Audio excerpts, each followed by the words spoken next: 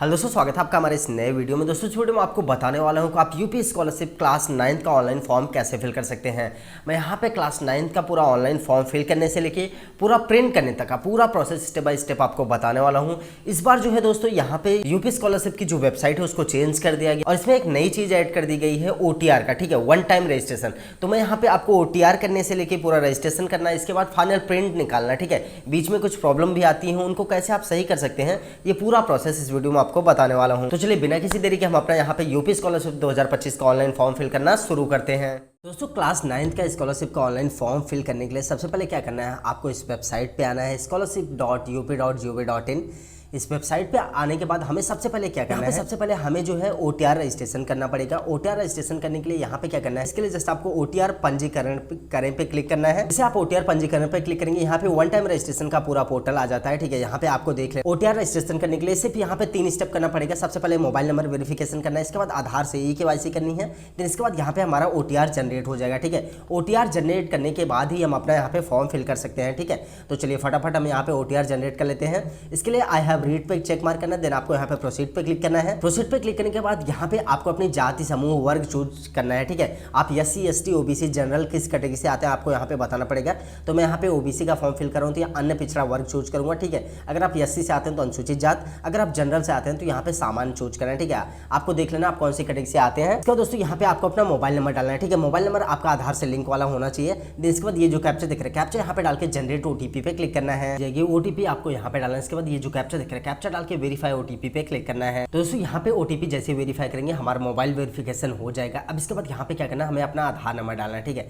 यहाँ पे आधार नंबर डालना है। इसके बाद ये जो कैप्चा दिख रहा है, कैप्चा डाल के सबमिट पे क्लिक करना है। सबमिट करते ही दोस्तों आप देखेंगे यहाँ पे आपके आधार कार्ड में जो भी डिटेल है, जो फोटो है यहाँ पे आ जाएंगी, आपको देखना है। इसके बाद वेरीफाई KYC डिटेल पे क्लिक करना है। जैसे आप वेरीफाई KYC डिटेल पे क्लिक करेंगे, यहाँ पे जो है OTP डालने का ऑप्शन आ जाएगा, ठीक है। यहाँ पे आपके आधार से रजिस्टर्ड मोबाइल नंबर पे OTP जाएगी। OTP आपको यहाँ पे डाल के वेरीफाई OTP पे क्लिक करना है। OTP वेरीफाई करते दोस्तों यहाँ पे फाइनल OTR में हम आ जाएंगे। तो यहाँ पे क्या करना है, हमें यहाँ पे पिता का नाम डालना है। इसके बाद यहाँ पे कैंडिडेट का जो भी माता का नाम है वो माता का नाम, देन यहाँ पे आपको अपनी ईमेल ID डालनी है। देन जो कैप्चा दिख रहा है, कैप्चा डाल के सबमिट पे क्लिक करना है। सबमिट करते दोस्तों आप देखेंगे यहाँ पे आपका OTR जनरेट हो जाएगा सक्सेसफुली। यहाँ पे आपका OTR नंबर वगैरह आ गया है, ठीक है। तो अभी क्या करना है, अब यहाँ पे हमने OTR रजिस्ट्रेशन कर लिया है। अब यहाँ पे हमें फॉर्म को फिल करना शुरू करना है।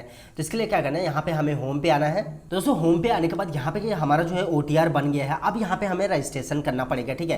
तो यहाँ पे रजिस्ट्रेशन करने के लिए जस्ट आपको स्टूडेंट पे आना है। इसके बाद यहाँ पे न्यू रजिस्ट्रेशन पे आना है। न्यू रजिस्ट्रेशन पे आने के बाद यहाँ पे आप देखेंगे आप जिस भी कैटेगरी से आते हैं, SC ST जनरल कैटेगरी वाले यहाँ पे आएंगे, ठीक है। इसके बाद OBC कैटेगरी वालों को फॉर्म यहाँ पे फिल करना है। माइनॉरिटी कैटेगरी वालों के लिए यहाँ पे है, ठीक है। तो यहाँ पे आप किसी भी कैटेगरी से हैं, अगर आप कक्षा 9-10 में है तो यहाँ पे प्री मैट्रिक वाला चूज करना है। अगर आप 11-12 में है तो पोस्ट मैट्रिक वाला चूज करना है, ठीक है। तो हम यहाँ पे 9-10 का फॉर्म फिल करना है, कक्षा 9 का।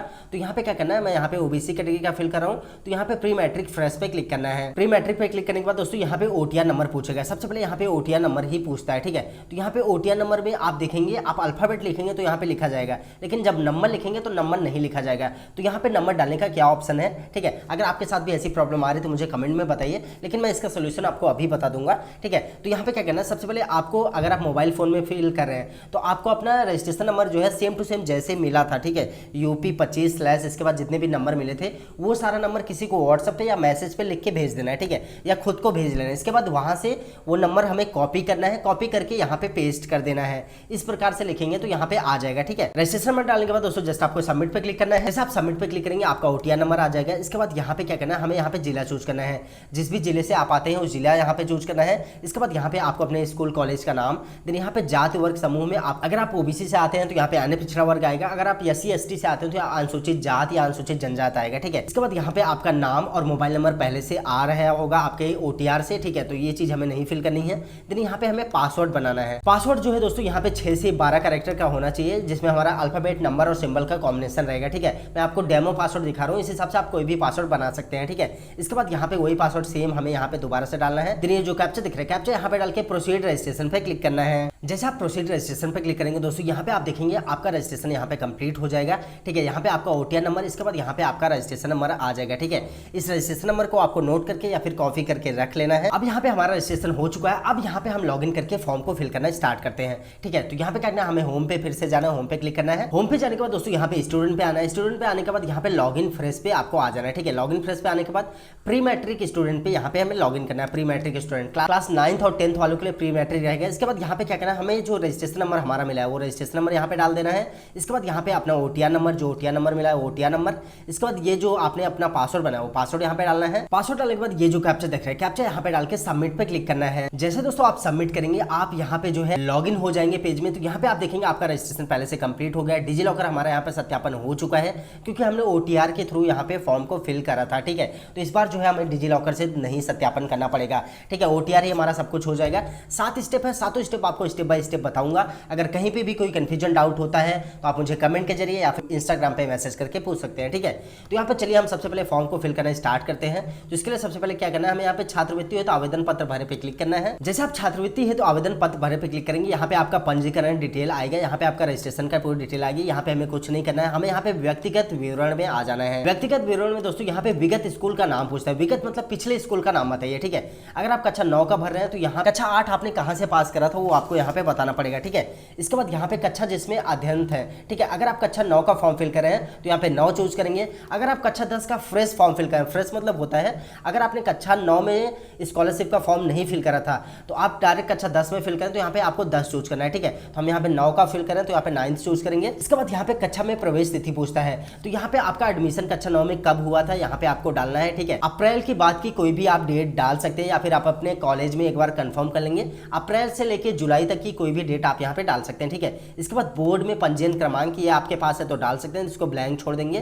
देन यहाँ पे बोर्ड का नाम है हमारा यहाँ पे यूपी बोर्ड, सीबीएसई, आईसीएसई, किस बोर्ड से आप पढ़ाई कर रहे हैं तो हम यहाँ पे यूपी बोर्ड में पढ़ाई कर रहे हैं तो यूपी बोर्ड चूज करेंगे। इसके बाद यहाँ पे टीसी सर्टिफिकेट नंबर पूछता है, इसको आपको ब्लैंक छोड़ना है। ट्रांसफर सर्टिफिकेट दिनांक यहाँ पे पूछता है, इसको भी हमें नहीं लिखना है। ठीक है, इन दोनों को हमें छोड़ देना है। इसके बाद कक्षा 8 आपने कब पास करी थी, कौन से साल में। ठीक है, तो हमने यहाँ पे 2025 में पास करा था। ठीक है, तो हम 2025 यहाँ पे चूज करें। इसके बाद कक्षा 8 कौन से विद्यालय से आपने पास करा वो चीज यहाँ पे डालना है, उस विद्यालय का नाम। इसके बाद यहाँ पे आपको अपना पिन कोड, एरिया का पिन कोड डाल देना है। पिन कोड डालने के बाद दोस्तों ये जो कैप्चा दिख रहा है, कैप्चा डाल के यहाँ पे चेक मार्क करना है। देन आपको सबमिट पे क्लिक कर देना है। दोस्तों जैसे आप सबमिट करेंगे आपका आवेदन पत्र की प्रविष्टि यहाँ पे सफलतापूर्वक भरी गई है। यहाँ पे क्या करना है, हमें होम पे क्लिक कर देना है। जैसे आप होम पे क्लिक करेंगे यहाँ पे हमारा छात्रवृत्ति आवेदन पत्र भरे ये भी चेक मार्क हो गया है। अब क्या करना है, यहाँ पे आवेदन पत्र को संशोधित करे का ऑप्शन आया। ठीक है, हाँ तो हमें यहाँ पे संशोधित करे पे नहीं क्लिक करना है। सबसे पहले यहाँ पे क्या करना है, हमें आय एवं जात प्रमाणीकरण है तो यहाँ पे इस पे आना है। ठीक है, इस पे क्लिक करना है। इसके बाद हमें यहाँ पे जो है अपने आय और जात का विवरण देना है, यहाँ पे आय और जात का वेरिफिकेशन करना है। ठीक है, तो यहाँ पे आय प्रमाण पत्र का सबसे पहले आवेदन फॉर्म संख्या डालना है। आवेदन फॉर्म संख्या आप आय प्रमाण पत्र पे देखेंगे तो सबसे ऊपर लेफ्ट की तरफ ऊपर में लिखा रहता है आवेदन क्रमांक, उसको आपको यहाँ पे डालना है। उसके जस्ट नीचे प्रमाण पत्र क्रमांक लिखा रहेगा, वो चीज यहाँ पे डालना है। इसके बाद यहाँ पे ये जो कैप्चा दिख रहा है, कैप्चा डाल के गेट डाटा पे क्लिक करना है। जैसे आप गेट डाटा पे क्लिक करेंगे आपका आय प्रमाण पत्र अगर ओरिजिनल रहेगा तो यहाँ पे पूरी डिटेल यहाँ पे आपके आय प्रमाण पत्र की आ जाएगी। ठीक है, हमारी सारी डिटेल आ गई है, आपको मैच करना है। इसके बाद वेरीफाई इनकम डिटेल पे क्लिक करना है। वेरीफाई इनकम डिटेल पे क्लिक करते ही ई डिस्ट्रिक्ट डाटा से आय प्रमाण पत्र मिलान संख्या मिलान सफल रहा। ठीक है, इसके बाद यहाँ पे जात प्रमाण पत्र सेम इसी प्रकार से आपको जात प्रमाण पत्र का आवेदन क्रमांक यहाँ पे डालना है। इसके बाद यहाँ पे प्रमाण पत्र क्रमांक डालना है। देन ये कैप्चा डाल के गेट डाटा पे क्लिक करना है। गेट डाटा पे क्लिक करते यहाँ पे आप थोड़ा सा नीचे आएंगे तो आपके जात प्रमाण पत्र की भी डिटेल यहाँ पे आ जाएगी। ठीक है, आपको मिलाना है। इसके बाद यहाँ पे वेरीफाई कास्ट डिटेल पे क्लिक कर देना है। जैसे आप यहाँ पे आजाद की डिटेल को वेरीफाई करेंगे आपका यहाँ पे आजाद प्रमाण के यहाँ पे कंप्लीट हो गया। ठीक है, अब यहाँ पे क्या करना है, एक बार हमें यहाँ पे फॉर्म को मैच करना है। ठीक है, तो चलिए जांचित आवेदन प्रिंट करे पे क्लिक करते हैं। तो जांचित आवेदन प्रिंट करे पे जैसे आप क्लिक करेंगे आप यहाँ पे देखेंगे पूरी डिटेल यहाँ पे हमारी आ गई है, आपको पूरा यहाँ पे मैच कर लेना। ठीक है, हमारा यहाँ पे सब कुछ सही है। इसके बाद बैक टू होम पे क्लिक करना है। बैक टू होम पे क्लिक करने के बाद दोस्तों अगर आपको लगता है यहाँ पे कुछ चेंज करना है, कुछ प्रॉब्लम हुई है, ठीक है, तो यहाँ पे आवेदन पत्र को संशोधित करें, इस पे क्लिक करके आपको एक बार संशोधित कर लेना है। ठीक है, लेकिन हमारा सब कुछ सही है। अब यहाँ पे अगर आपका सब कुछ सही है तो यहाँ पे फॉर्म को फाइनली लॉक करना पड़ेगा। लॉक करने के लिए संस्था में जमा करने है तो आवेदन प्रिंट करें, इस पे क्लिक करना है। इसके बाद यहाँ पे ओके कर देना है। एक बार इस पे आप ओके कर देंगे तो आप फॉर्म में कोई करेक्शन नहीं कर पाएंगे। तो चलिए हम यहाँ पे ओके करते हैं। ओके करते ही दोस्तों यहाँ पे कुछ लोग का फाइनल प्रिंट आएगा, कुछ लोग को यहाँ पे मेरे तरीके वी आर सॉरी करके लिख के आएगा। ठीक है, तो यहाँ पे वी आर सॉरी करके लिख के आता कोई प्रॉब्लम नहीं है। यहाँ पे हमें दोबारा से लॉगिन करके देखना है, इसके लिए होम पेज पे क्लिक करना है। होम पेज आने के बाद दोस्तों यहाँ पे दोबारा से स्टूडेंट पे आना है। इसके बाद लॉगिन फ्रेश पे आ जाना है। इसके बाद प्री मैट्रिक स्टूडेंट, ठीक है, प्री मैट्रिक स्टूडेंट पे आना है। प्री मैट्रिक स्टूडेंट पे आने के बाद यहाँ पे रजिस्ट्रेशन नंबर डालना है। देन ये ओटीआर नंबर जो हमारा था ओटीआर नंबर यहाँ पे डालना है। इसके बाद जो आपका पासवर्ड आपने बनाया वो पासवर्ड, देन कैप्चा डाल के हमें लॉगिन पे क्लिक कर लेना है। दोस्तों यहाँ पे देख सकते हैं हमारा सातों स्टेप कंप्लीट हो गया है। भले हमारे यहाँ पे आखिरी में एरर आया था, जैसे हमने यहाँ पे प्रिंट निकालना चाहा तो हमारा वी आर सॉरी लिख के आ गया था, लेकिन कोई प्रॉब्लम नहीं है। अगर आपका आता है तो आपको दोबारा से लॉगिन करना है। लॉगिन करने के बाद आप देख सकते हैं हमारा संस्था में जमा करने हैं तो आवेदन प्रिंट आ गया है। तो यहाँ पे प्रिंट पे संस्था में जमा करने तो आवेदन प्रिंट करे पे क्लिक करना है। इसके बाद पूरा यहाँ पे फाइनल प्रिंट आपके सामने आ चुका है, ठीक है, ये QR कोड के साथ आ गया दोस्तों।